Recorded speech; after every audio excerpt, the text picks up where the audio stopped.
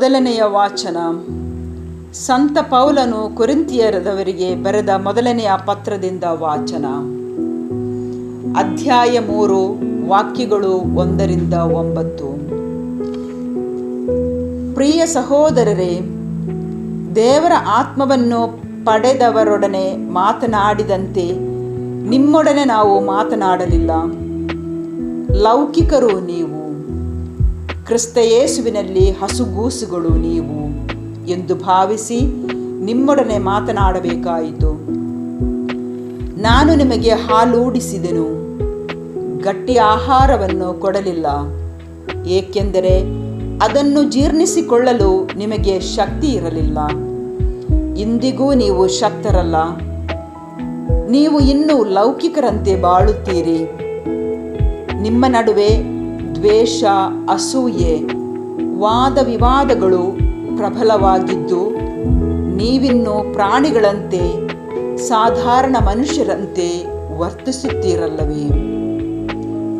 ಒಬ್ಬನು ನಾನು ಪೌಲನ ಕಡೆಯವನು, ಇನ್ನೊಬ್ಬನು ನಾನು ಅಪೋಲೋಸನ ಕಡೆಯವನು ಎಂದು ನಿಮ್ಮೊಳಗೆ ಕಿತ್ತಾಡುವ ನೀವು ಕೇವಲ ನರಪ್ರಾಣಿಗಳಲ್ಲದೆ ಮತ್ತೇನು? ಅಪೋಲೋಸನು ಯಾರು? ಪೌಲನು ಯಾರು? ನಿಮ್ಮನ್ನು ವಿಶ್ವಾಸಕ್ಕೆ ಕರೆತಂದ ದಾಸರು ನಾವೆಲ್ಲವೇ? ನಮ್ಮಲ್ಲಿ ಪ್ರತಿಯೊಬ್ಬನು ಪ್ರಭು ನಿಯಮಿಸುವ ಕಾರ್ಯವನ್ನು ನಿರ್ವಹಿಸುತ್ತೇವೆ. ನಾನು ಸಸಿಯನ್ನು ನೆಟ್ಟೆನು, ಅಪೋಲೋಸನು ನೀರೆರೆದನು, ಆದರೆ ಅದನ್ನು ಬೆಳೆಸಿದವನು ದೇವರು. ಆದುದರಿಂದ ನೆಡುವವನಾಗಲಿ ನೀರೆರೆಯುವವನಾಗಲಿ ಪ್ರಮುಖನಲ್ಲ, ಬೆಳವಣಿಗೆ ನೀಡುವ ದೇವರೇ ದೊಡ್ಡವರು. ನೆಡುವವನು ನೀರೆರೆಯುವವನು ಇಬ್ಬರೂ ಅಗತ್ಯವಾಗಿ ಬೇಕಾದವರೇ. ಅವನವನ ದುಡಿಮೆಗೆ ತಕ್ಕ ಹಾಗೆ ಪ್ರತಿಯೊಬ್ಬನೂ ಸಂಭಾವನೆ ಪಡೆಯುತ್ತಾನೆ. ನಾವು ದೇವರ ಸಹಕಾರ್ಮಿಕರು, ನೀವು ದೇವರೇ ಸಾಗುವಳಿ ಮಾಡುವ ಹೊಲ, ಅವರೇ ನಿರ್ಮಿಸುತ್ತಿರುವ ಮಂದಿರ. ಪ್ರಭುವಿನ ವಾಕ್ಯ. ದೇವರಿಗೆ ಕೃತಜ್ಞತೆ ಸಲ್ಲಲಿ. ಕೀರ್ತನೆ ಶ್ಲೋಕ. ಸ್ವಜ್ಜನರಾಗಿ ಪ್ರಭು ಆಯ್ದುಕೊಂಡ ಜನತೆ ಧನ್ಯ. ಪ್ರಭುವನ್ನು ದೇವರಾಗಿ ಪಡೆದ ಜನಾಂಗ ಧನ್ಯ. ಸ್ವಜನರಾಗಿ ಆತನಾಯ್ದುಕೊಂಡ ಜನತೆ ಧನ್ಯ. ವೀಕ್ಷಿಸುತ್ತಿಹನು ಪ್ರಭು ಸಮಸ್ತವನ್ನು ಪರದಿಂದ, ಲಕ್ಷಿಸುತ್ತಿಹನು ಮನುಜರನ್ನು ಸಿಂಹಾಸನದಿಂದ. ಶ್ಲೋಕ. ಸ್ವಜನರಾಗಿ ಪ್ರಭು ಆಯ್ದುಕೊಂಡ ಜನತೆ ಧನ್ಯ.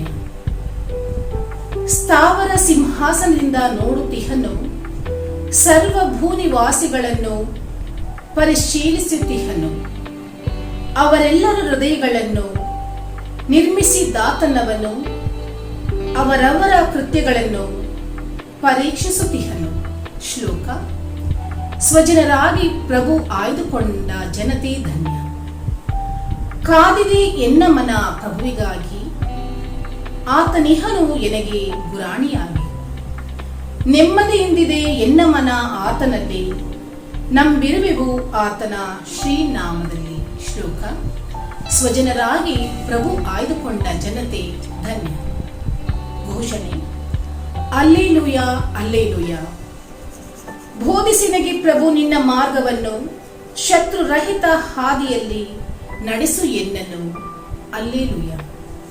ಸಂತ ಲೂಕರು ಬರೆದ ಪವಿತ್ರ ಶುಭ ಸಂದೇಶದಿಂದ ವಾಚನ. ಅಧ್ಯಾಯ 4, ವಚನಗಳು 38-44. ಆ ಕಾಲದಲ್ಲಿ ಪ್ರಾರ್ಥನಾ ಮಂದಿರದಿಂದ ಹೊರಟು ಯೇಸು ಸಿಮೋನನ ಮನೆಗೆ ಬಂದರು. ಸಿಮೋನನ ಅತ್ತೆ ವಿಷಮ ಜ್ವರದಿಂದ ನರಳುತ್ತಿದ್ದಳು. ಅಲ್ಲಿದ್ದವರು ಅವಳ ಪರವಾಗಿ ಯೇಸುವಿನಲ್ಲಿ ಮೊರೆ ಇಟ್ಟರು. ಯೇಸು ಆಕೆ ಬಳಿ ನಿಂತು ಬಾಗಿ ಜ್ವರಕ್ಕೆ ಬಿಟ್ಟು ಹೋಗೆಂದು ಆಜ್ಞಾಪಿಸಿದರು. ಅದು ಬಿಟ್ಟು ಹೋಯಿತು. ಆ ಕ್ಷಣವೇ ಆಕೆ ಎದ್ದು ಅವರೆಲ್ಲರನ್ನೂ ಸತ್ಕರಿಸಿದಳು.